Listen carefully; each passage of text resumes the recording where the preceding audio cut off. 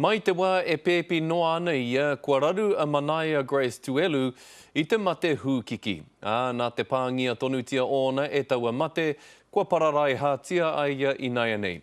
I Wainganui te whānau Tuelu, a Hinarangi Goodman.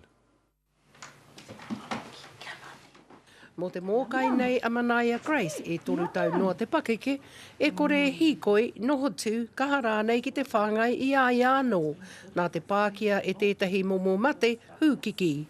Ko te ingoa tēnei mate ko te Otara syndrome.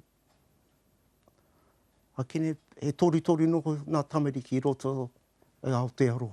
We went into shock as a family, unexpected.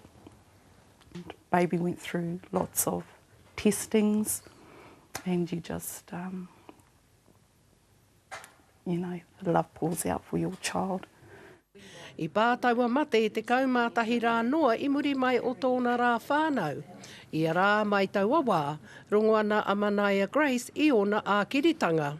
Me te aha, ko ona roro e pākinohi ana. But the most dangerous sort is infantile spasms, and they are the kind that do damage to the brain. So over time she's actually lost skills. Ne aha kona piki na heke, kia mau he tamaiti pēnei. Ka tino piri ki ngā kōrero o te atua. He whānau hu Māria tō ngā tui elu, engari mai te wā I rongo ai te hāpori o Rotorua, mo te mate o Manaia Grace. Tērā kē te nui o te aroha e hāpai hiana, ki runga I te whānau. Ko te hia anō hoki a te whānau o Manaia Grace. Arā kia whakatūhia he rūma mō nānaki. E tai ai hoki te whakauru I etahi o ngā mihini hei hiki haere I aia I te wā e pakeke haere ana.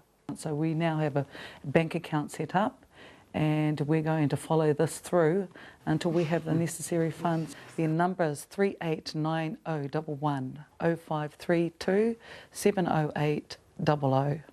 Thank you. He auwe e tika ana kia raronga hia mai. Ko Hinarangi Goodman, mō te karere.